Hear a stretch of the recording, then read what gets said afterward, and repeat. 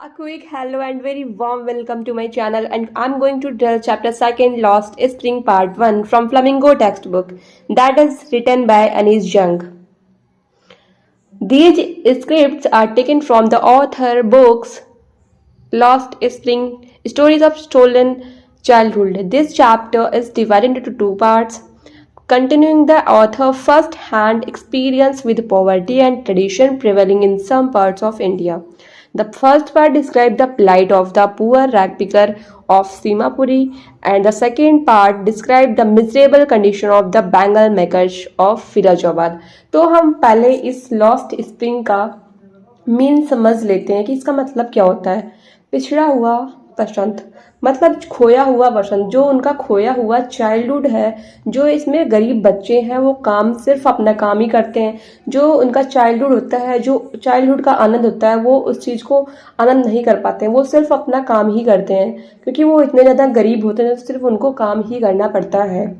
तो जो अनीस जंग होती हैं वो कहती हैं कितना प्यारा होता है ना बचपन, जिसमें खिला रहता है हमेशा मन, खेल कूद में बीत जाता सारा दिन और रातें कट जाती तारे गिन गिन। वो बताती हैं कि हमारा जो बचपन होता है वो कितना प्यारा होता है और हम अपने बचपन में कितना ज़्यादा आनंद लेते हैं। और हम यहाँ देखें इन बच्चों को जो कितने ज़्यादा गरीब हैं, इनके पास खाने को रोटी तक नहीं है।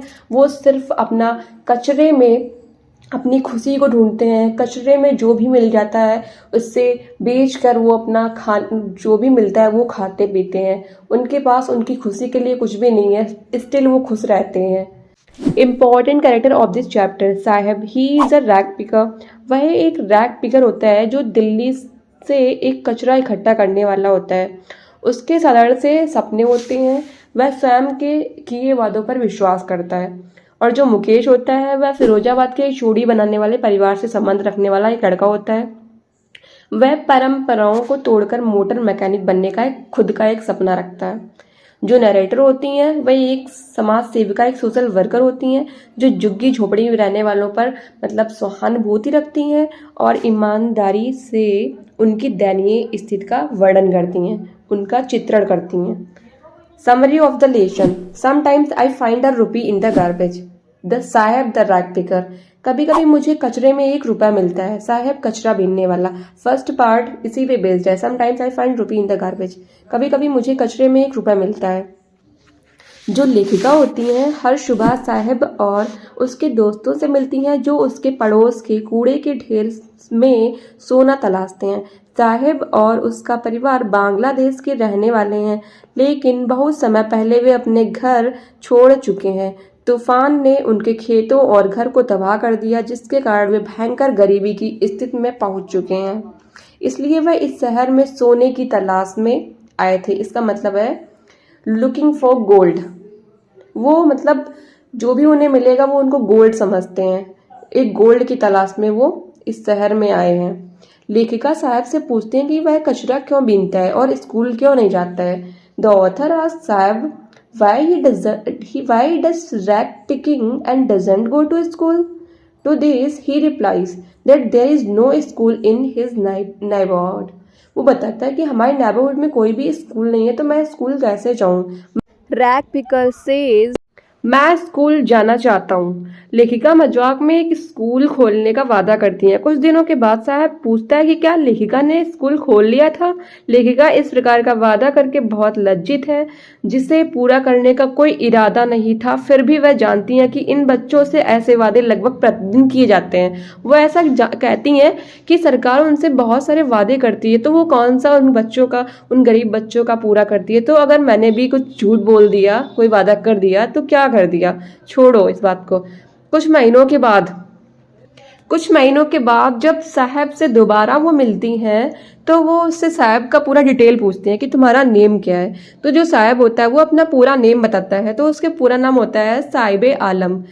साहिबे आलम में छुपे व्यंग पर ध्यान देती हैं, जिसका अर्थ है ब्रह्मांड का स्वामी।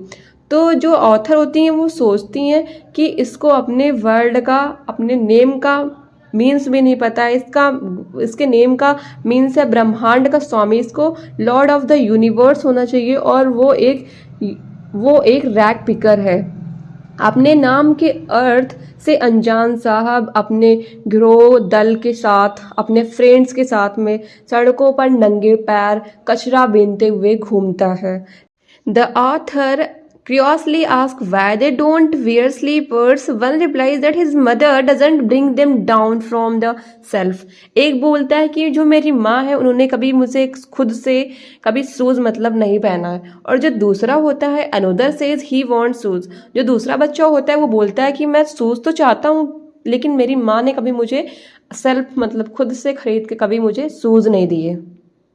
देश भर में घूमते हुए लेखिका ने कई बच्चों को नंगे पैर घूमते हुए देखा है।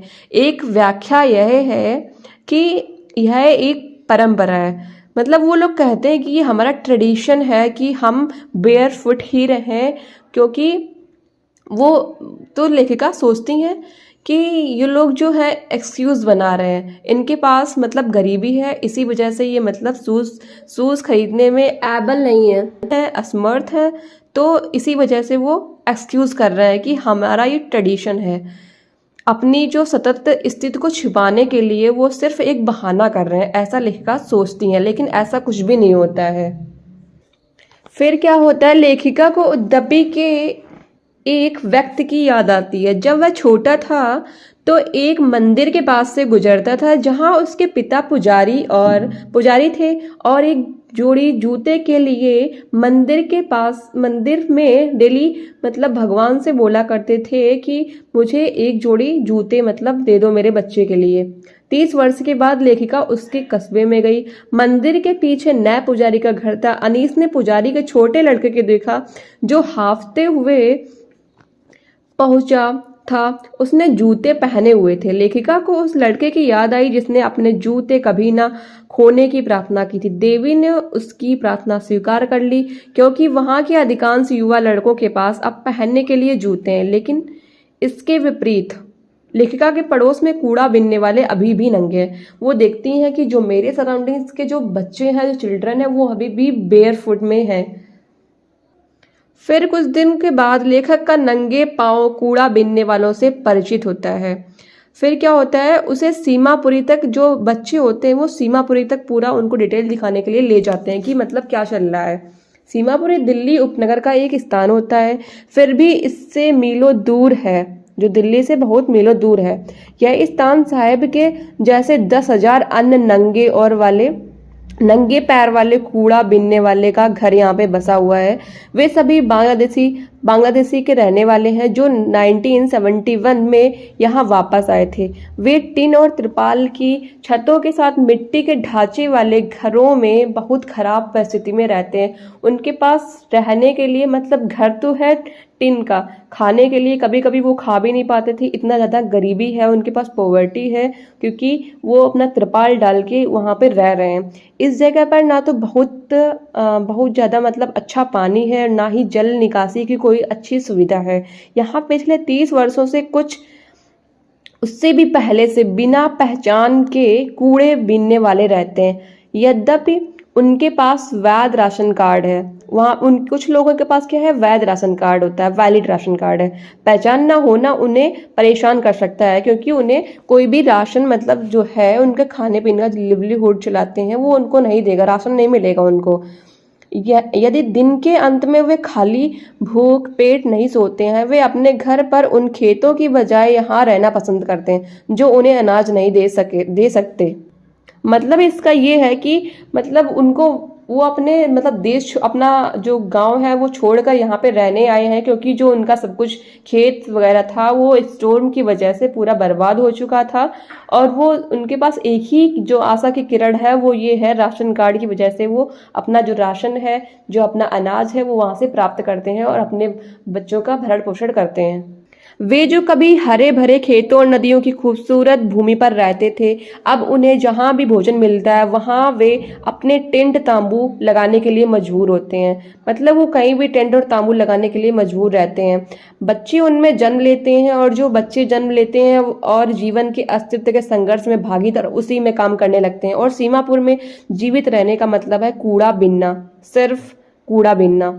Garbage is gold for rag picker के लिए क्या था, जो गार्बेज था वो एक तरीके से क्या था, सोना था।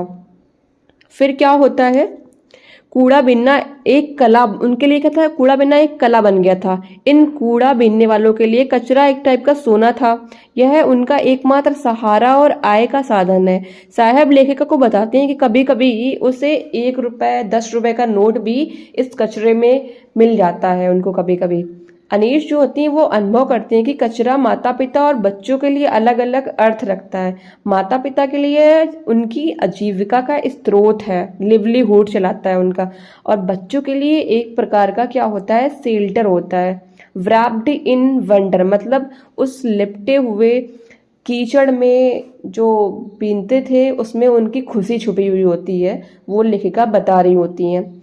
सर्दियों का मौसम होता है। एक सुबह लेखिका साहब को पड़ोस के क्लब के बाहर लगे हुए दरवाजे के पास देखती हैं। वह टेनिस का खेल देख रहा होता है। ऐसा लगता है कि साहब खेल से बहुत आकर्षित हो गया हो। वह लेखिका को बताता है कि कभी कभी चौकीदार उसे अंदर आने देता है और फिर वह झूले पर झूल सकता है। ऐसा मतलब वो लेखिका को बता रहा था। लेखिका देखती है कि साहब ने टेनिस वाले जूते पहने हुए। फिर लेखिका की जो आंखें हैं वो टेनिस मतलब उसके जूते पे जाती हैं। वो टेनिस के जूते पहने हुए होता है। साहब उसे बताता है कि किसी ने अपने जूते जो थे उसका सोल खराब हो गया था, वो वहाँ बाहर फेंक दिए थे कूड़े में, तो मैंने उसे उठा के पहन लिए हैं और अब मेरे पास मेरे जूते हैं, क्योंकि उनमें छेद था। एक अमीर का जो बच्चा था उसने जूते फेंक दिए थे तो मैंने उठा के पहन लिए हैं। और लेखिका अब थोड़ा मतलब खुश थी कि अब चलो जो रैक पिकर है उसके पास अब शूज़ है, अब वो खुश थी। उसके पास एक सुबह क्या होता है, एक सुबह लेखिका ने साहब को दूध की दुकान पर जाते देखा। वह एक स्टील कैनेस्टर ले जा रहा था, मतलब बेचने वाले कैनेस्टर को, मतलब जिसमें दूध बेचते हैं उसको कैनेस्टर बोलते हैं, उसी में दूध ले जा रहा था। वह लेखिका को बताता है कि अब वह चाय की दुकान पर काम करता है और उसे 800 रुपये और खाने का भोजन पैसा मिलता है। मतलब उसे 800 रुपये मंथली मिलता है और वो उसी में भोजन भी करता है। लेकिन जो लेखिका होती है वो महसूस करती है कि साहब जो है अब वो इतना ज़्यादा खुश नहीं है। साहब is not happy, his face has lost its care free look.